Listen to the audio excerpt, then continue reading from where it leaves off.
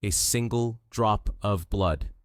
That's all it took for Elizabeth Holmes to convince billionaires, presidents, military generals, and Walgreens that she had reinvented modern medicine. One drop that could supposedly diagnose hundreds of diseases. But that drop didn't just change healthcare. It detonated it.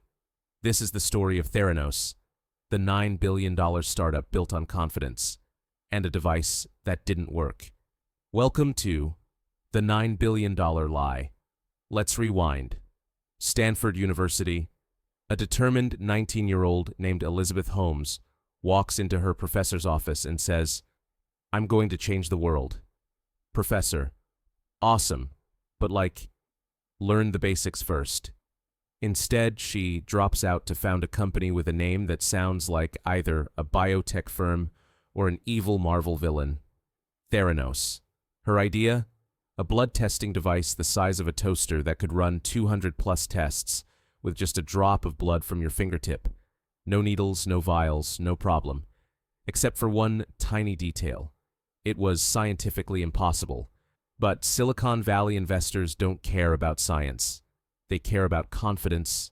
And Elizabeth had enough confidence to power a city.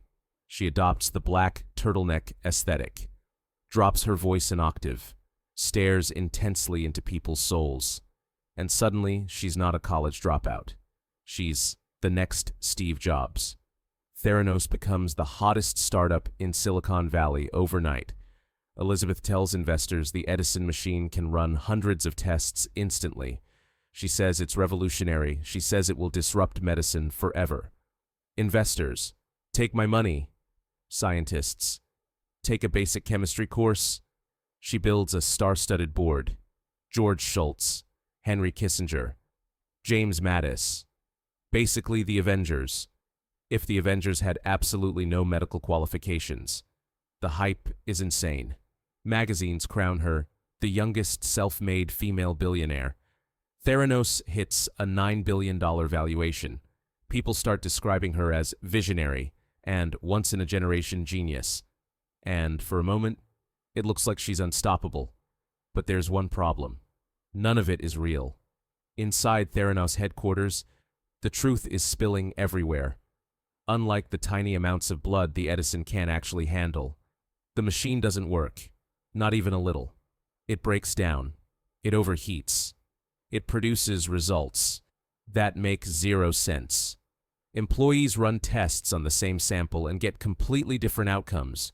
One day you're dying. Next day you're fine. Then you're pregnant. Then you're pregnant and dying.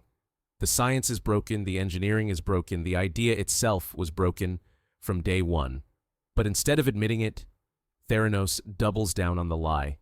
Theranos becomes a fortress of secrecy. Employees are divided into silos so no one knows the full truth. People are fired for asking questions. Security guards patrol like they're guarding nuclear codes. Investors who want a demo? Easy. The Great Theranos. Magic trick. They pretend the Edison is running the test, but actually send the blood to regular commercial machines in the back. Cutaway gag. Investor applauds the Edison. Meanwhile, a lab tech is sprinting like they're delivering an organ transplant to a Siemens analyzer. Walgreens signs a deal. Theranos puts their machines in stores. Real patients start getting fake results. And that's when things go from sketchy startup to public danger. Women get false cancer diagnoses. People get wrong thyroid, diabetes, and pregnancy readings. Lives are literally at risk. But if you spoke up, lawyers showed up. Big ones, aggressive ones. Theranos wasn't just hiding a lie. They were protecting it like a dragon protecting gold. Enter Tyler Shultz, a young scientist, and the grandson of board member George Shultz. He likes the mission. He believes in the vision. Until he sees the fraud. He reports it internally. Elizabeth ignores him. Sunny Balwani, Theranos' COO and resident intimidation expert, threatens him. So Tyler does something bold. He secretly contacts Wall Street Journal reporter John Carreyrou. This was the moment Theranos' empire started to crack. Carreyrou begins digging. Theranos retaliates with lawyers, threats, surveillance. Yes, private investigators actually followed employees. But the truth wins. Carreyrou publishes the exposé, and everything explodes. The moment the article hits, regulators swarm like they've found a drug cartel disguised as a juice bar. Inspectors discover unvalidated machines, fake data, dangerous lab practices, inaccurate results, machines that posed immediate jeopardy to patients. Walgreens launches lawsuits. Investors sue. The board collapses. The government steps in. Theranos goes from $9 billion to zero faster than an Edison breaks down. Elizabeth Holmes goes from next Steve Jobs to next defendant. Sunny Balwani is thrown under the same bus. The dream dies, and the world wonders how it fell for the lie. Elizabeth tries to rebrand for trial. Loose sweaters, soft voice holding a baby, as if motherhood could erase medical fraud. But the jury sees through it. Holmes is convicted of wire fraud and conspiracy. Sunny Balwani is convicted on even more counts. Elizabeth Holmes is sentenced to over 11 years in federal prison.